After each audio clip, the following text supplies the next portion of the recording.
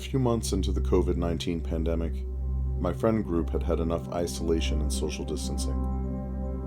We decided we'd form a pod and head out for a long weekend of camping.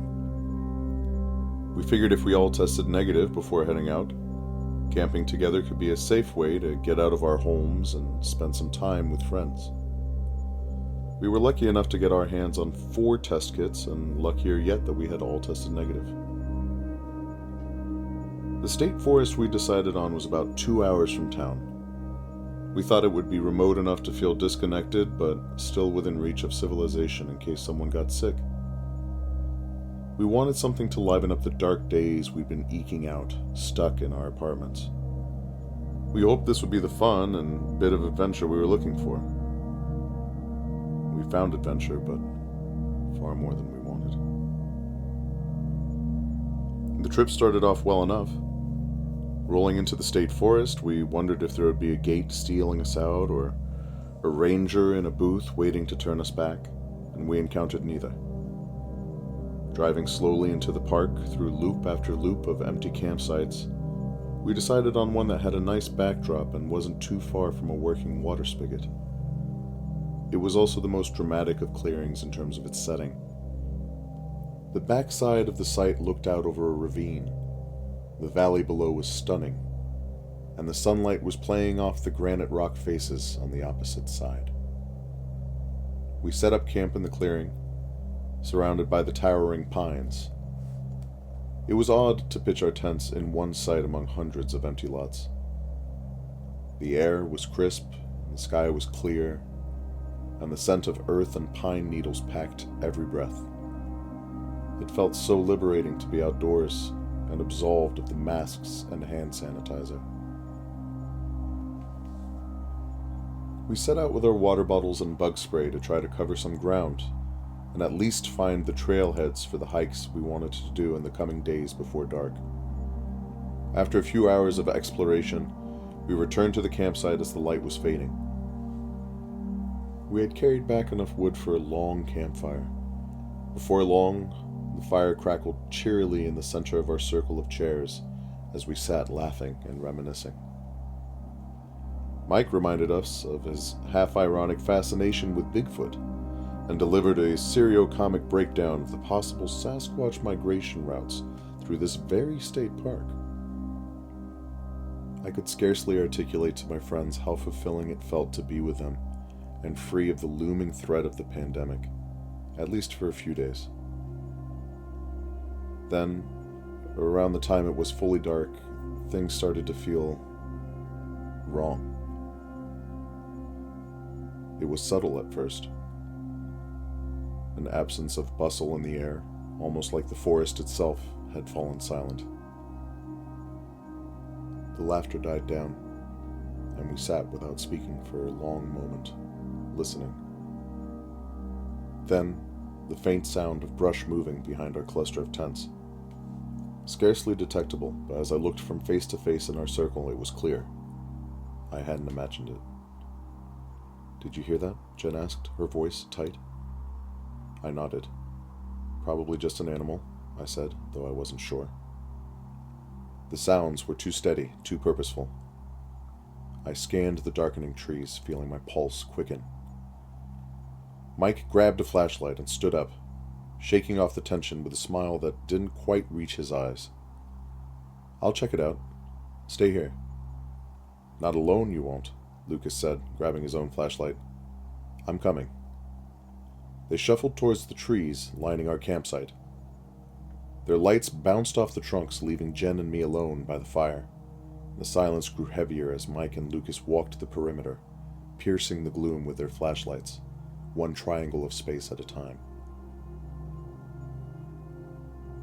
Finally, the light from their flashlights came bobbing back toward us. "We didn't see anything," Mike said as they returned, but his voice lacked his typical bravado. "It's probably nothing. Let's just stick close to the fire tonight." We tried to shake off the unease and passed around a bottle of whiskey. No matter, the tension clung to us like the smell of the smoke from the fire. After a while, we called it a night, heading back into our tents. but I couldn't sleep. I lay there, eyes wide open, listening for any and every creak of a branch, every rustle in the bushes. After interminable minutes, maybe hours, something moved outside. Then, a low growl, very near the tent. My breath caught in my throat as I sat up, staring at the spot on the tent wall the sound had come from, as though it would help me to hear. The growl came again, low and wet, but closer this time. It trailed off into a chittering rasp. I reached out and shook Jen awake. "There's something out there," I whispered, my heart racing. Before she could respond, we heard a scream, a sharp, panicked cry from the direction of Lucas's tent. We bolted out, grabbing the flashlight and racing through the campsite. Lucas was already outside, clutching his leg. Blood seeped through his hands. His sock and sneaker were already deep crimson and soaked. "Something bit me," he gasped, his face pale. At that moment, it struck me that he looked far more scared than in pain. The fabric of his orange tent now yawned raggedly at one corner, ripped crudely and flapping in the breeze. I swung the flashlight around, scanning the woods, and then I saw it. Just beyond the tree line, something moved, something maybe human. It was tall, though, and hunched. It was almost like a person, but so wrong. Above the shoulders, its head tilted slightly to the side, as if it was too heavy.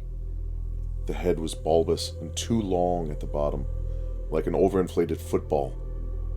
The mouth gaped open and bared rows of blunt nubs, all grinding teeth. Its eyes shined a jaundiced yellow in the beam of the flashlight, reflecting back at me with a wild intensity. It moved in a way that sent shivers down my spine. Unnatural, jerky, like its lower half wasn't communicating with the upper half.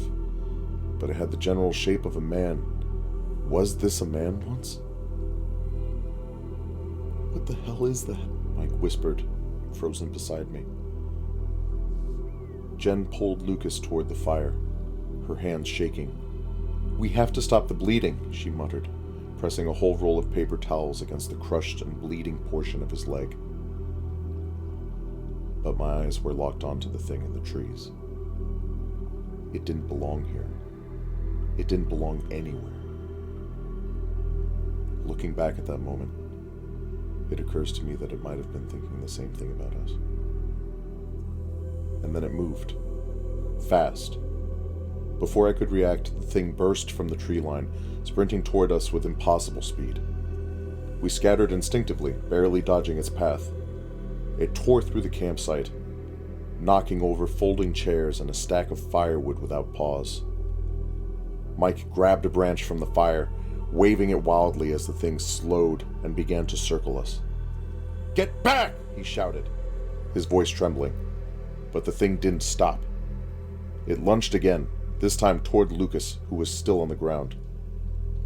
I didn't think. I lurched gracelessly forward, grabbing another branch from the fire and thrusting it toward the creature. The flames flickered and snapped, and for a moment, the creature hesitated, its eyes narrowing as it regarded the fire. Then, with a barking protest, it retreated, disappearing back into the woods. We stood there, panting, hearts racing, waiting for it to come back. But the woods were silent again, eerily silent. Jen knelt beside Lucas, her face pale. "We need to get him to a hospital, now!" Mike nodded, already packing up what he could. I grabbed my phone, but there was no signal. Of course there wasn't. We hoisted Lucas between us, moving as quickly as we could to the car. Every rustle, every shadow felt like the creature was watching, waiting for this moment. But it didn't appear. By the time we had what gear we could manage packed, Lucas was fading in and out of consciousness, his leg wrapped tightly in a mass of t-shirts bound by a leather belt. I sped through the maze of back roads and then really sped on the highway, not stopping until we reached the nearest hospital. As they wheeled Lucas into the emergency room, I finally let myself breathe. It was over. But the image of that thing, its yellow eyes, its slanted, unnatural body, it didn't leave me. We never spoke of it again. Not really. In fact, our friend group didn't speak to one another much at all after that. When people asked, I said Lucas had been attacked by a wild animal. A bear, maybe. Something explainable. Something real. But I know what I saw.